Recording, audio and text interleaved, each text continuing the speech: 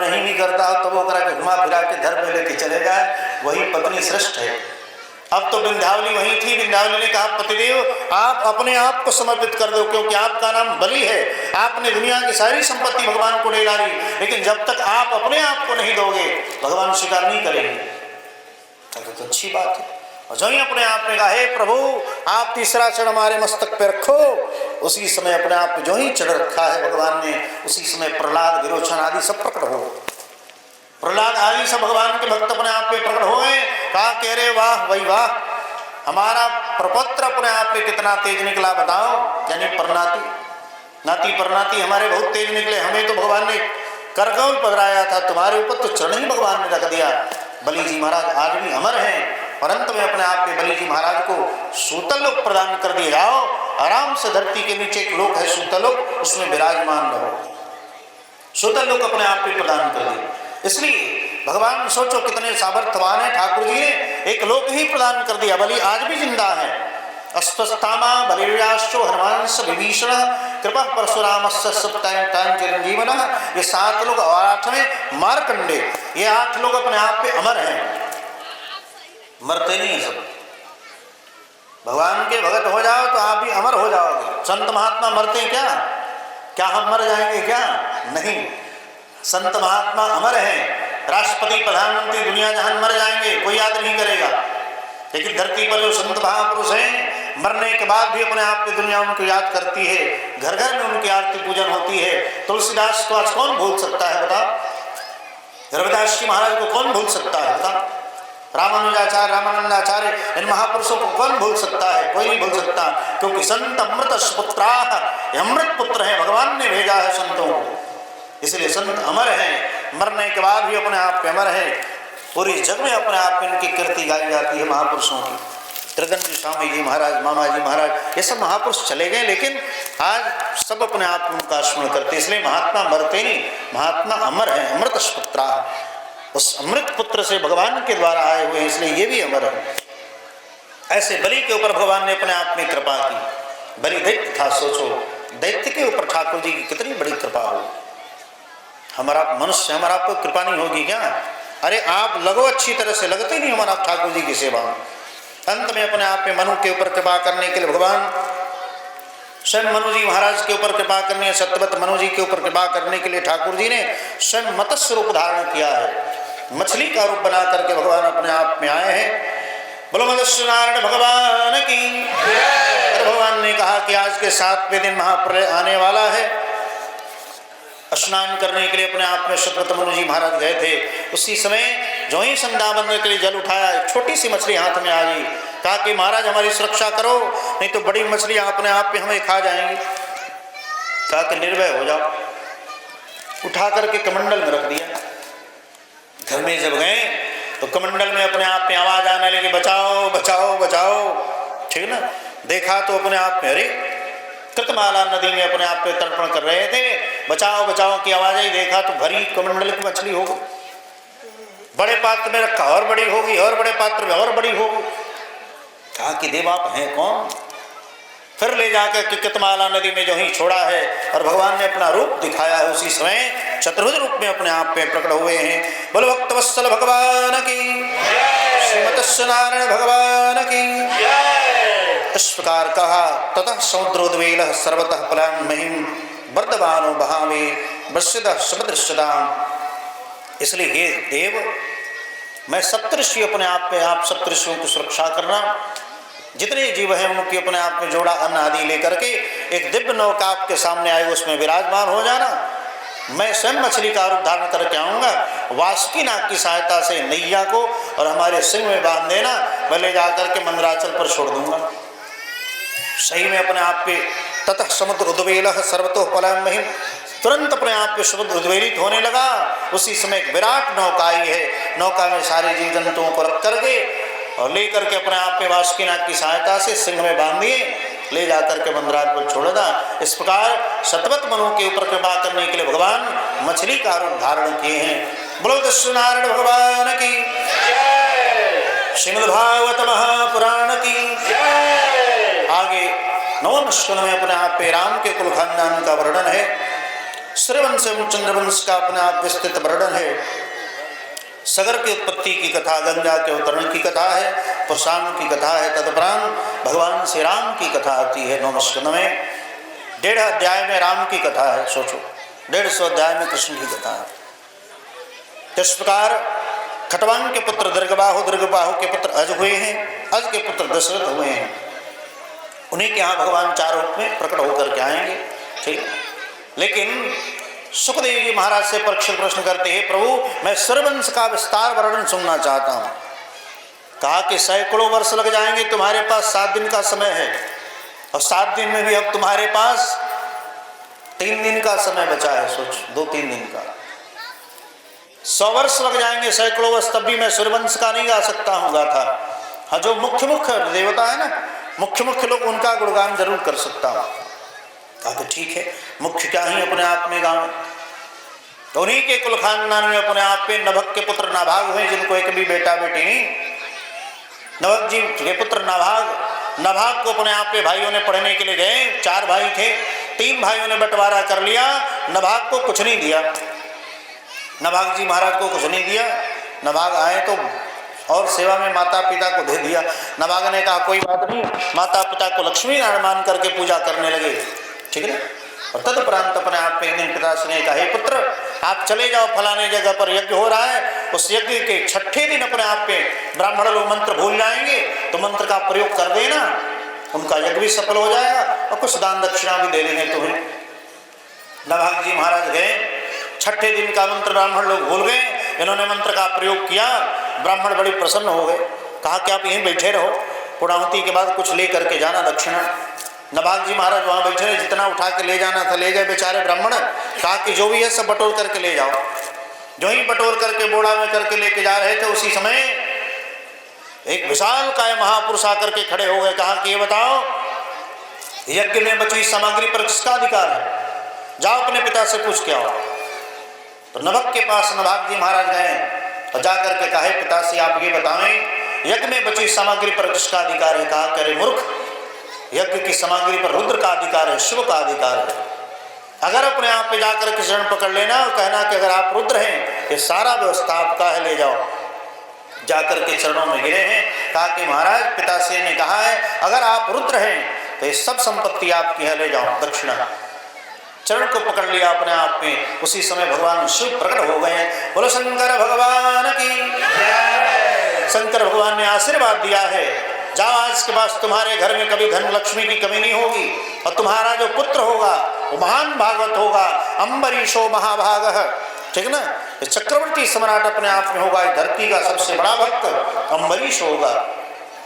जो अम्बरीश जी महाराज एकादशी व्रत, बड़ी निष्ठा थी अम्बरीश जी महाराज की। स्वयं अपने हाथों से भगवान को अपने आप में आटा पीस करके और रोटी बना करके खिलाते एकादशी व्रत को। सोचो, भगवान स्वयं आते, शंख चक्र गदा पद्म रख करके और पीछे से चवर डुलाते रहते अम्बरीश जी महाराज को। सोचो, इतने बड़े भक्त अम्बरीश जी महाराज थे।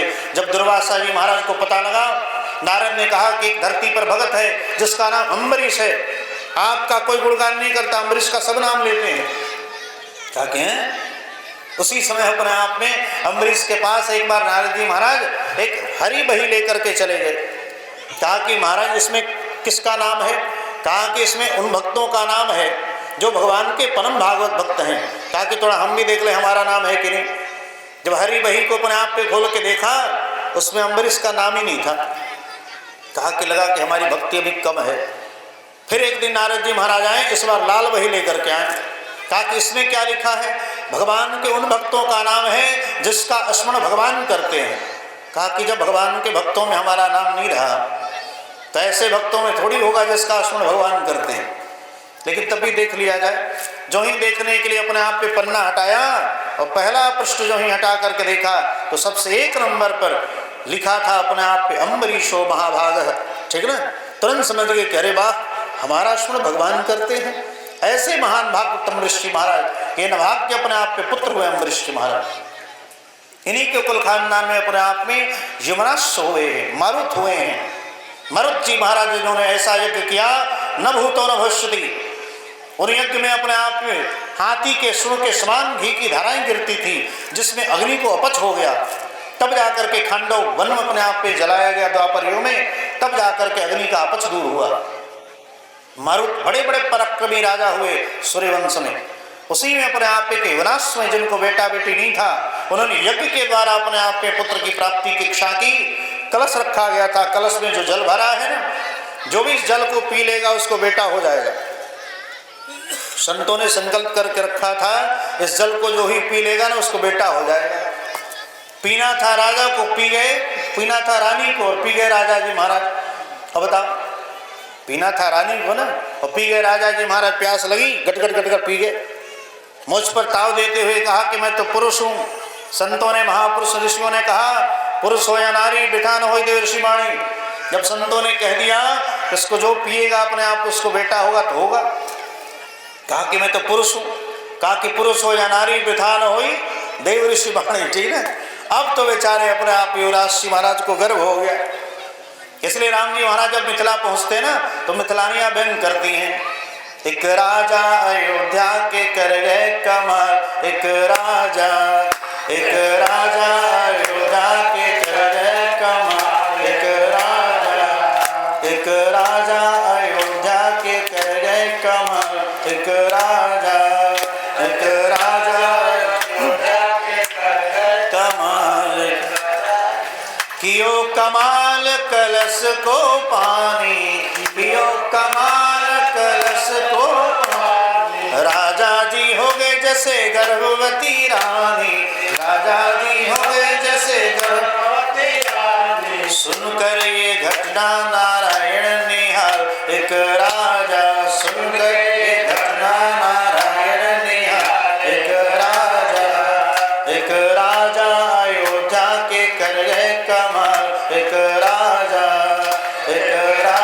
अयोध्या के कर गए कमाल, एक राजा। अब तो बड़ी आफत हुई, बताओ अविनाश जी महाराज के पेट के अंदर से निकलेगा कैसे बच्चा। तो वशिष्ठ जी महाराज ने शैल चिकित्सा के द्वारा पेट फाड़ करके बाहर निकाला। तो पेट फाड़ करके तो बाहर तो निकल गया, लेकिन बाबूजी की छाती में दूध कैसे आवे, बाबूजी की छाती में दूध कैसे आवे। लालन की पालन की चिंता सतावे, लालन की पालन की चिंता सतावे। घटना ये सुन के नारायण निहाल, एक राजा, घटना ये सुन के नारायण निहाल, एक राजा अयोध्या के कर गए कमाल, एक राजा अयोध्या के कर गए कमाल, एक राजा। अब तो दूध कैसे पिए बेचारा। ये बात पता चली इंद्र को। इंद्र की तर्जनी अंगुली में अमृत है। ठीक, इंद्र अपने आप में आए हैं और अपनी तर्जनी अंगुली को मुख में डाल दिया है। तो याही को नाम पढ़ो मांधाता, याही को नाम पढ़ो मांधाता। बालक के बाबूजी हो गए माता, बालक के बाबूजी हो गए माता। घटना ये सुन के नारायण निहाल, एक राजा, घटना ये सुन के नारायण निहाल, एक राजा अयोध्या के कर गए कमाल, एक राजा अयोध्या के कर गए कमाल, एक राजा। इस प्रकार ऐसे ऐसे अपने आप में चुटकुले मिथिलानियां पकड़ के रखती हैं। तो हमारे राम की कथा श्रीमद् भागवत महापुराण में बक्सर से प्रारंभ होती है। विश्वामित्राध्वराजेन मारीचादा निशाचरा पश्यतो लक्ष्मणस्यैव हतारतपुंगवा। विश्वामित्र जी महाराज गए हैं और राम लक्ष्मण को मांग करके लेके आए हैं। और लेकर के आने के उपरांत सबसे पहले ताड़का का वध किया है। एक ही बाण प्राण हर लीन्हि, ताड़का का एक बाण में अपने आप अंत हो गया। लेकिन उससे पहले लक्ष्मण जी महाराज ने उसके नाक कान काट डाले हैं। तो तब जाकर के एक बाण में जय सिया राम, ताड़का मरी है। तदुपरांत भगवान ने यज्ञ किया है, विश्वामित्र जी महाराज की यज्ञ पूर्णाहुति की है। यज्ञ को विघ्न कर लेके मारीच बाहु आदि आए हैं। भगवान ने एक बाण मारा, 7 योजन पार जाकर के गिरा मारीच। यहाँ से गिरने के बाद कहाँ जाके गिरा, मारीसस में जाके गिरा। मारीसस सोचो, विदेश में जाकर के गिरा। ठीक है, स्वाहों को जला करके भस्म कर दिया अपने आप। निर्विघ्न यज्ञ अपने आप में विश्वजित यज्ञ पूर्ण हुआ। विश्वामित्र जी महाराज का अहिल्या का उद्धार किया है राम जी महाराज। जो अहिल्या पत्थर बनी थी ना, उसका उद्धार किया। ठाकुर जी ने पंचकोश यात्रा बक्सर की है और तदुपरांत वहां से जनकपुर के लिए प्रस्थान किए हैं। धनुष यज्ञ के निमंत्रण आया है विश्वामित्र के पास, और विश्वामित्र जी महाराज के साथ दोनों लोग अपने आप में कहाँ पहुंचे? जनकपुर, मिथिला। मिथिला अपने आप में जब गए हैं, वहां भगवान ने धनुष भंग लीला की है, ठीक ना। धनुष तोड़ दिया अपने आप में, माता जानकी ने वरमाला पहराया है। इसके उपरांत वहां से पत्री भेजी गई, लगन पत्री अपने आप में अयोध्या भेजा गया है दशरथ जी महाराज के यहाँ, और यहाँ से धूमधाम से बारात अपने आप में निकली है। धूमधाम से बारात कहाँ पहुंची? जनकपुर पहुंचा, ठीक ना। सखी द्वारे लगी बरियात, सजन को स्वागत करो।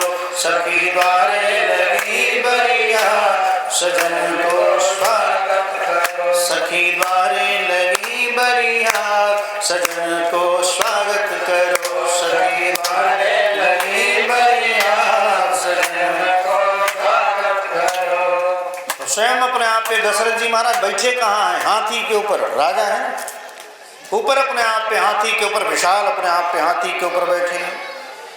समुद्री जी हाथी पर बैठे, समुद्री जी हाथी पर बैठे, फेरे मूछ पर ताव, सजन को स्वागत करो। फेरे मूछ पर ताव, सजन को स्वागत करो। सखी द्वारे लगी बरियात, सजन को स्वागत करो। सखी द्वारे लगी बरियात, सजन को स्वागत करो। लाज शरम सब बेच खोच के, लाज शरम सब बेच खोच के, मगही पान चबात, सजन को स्वागत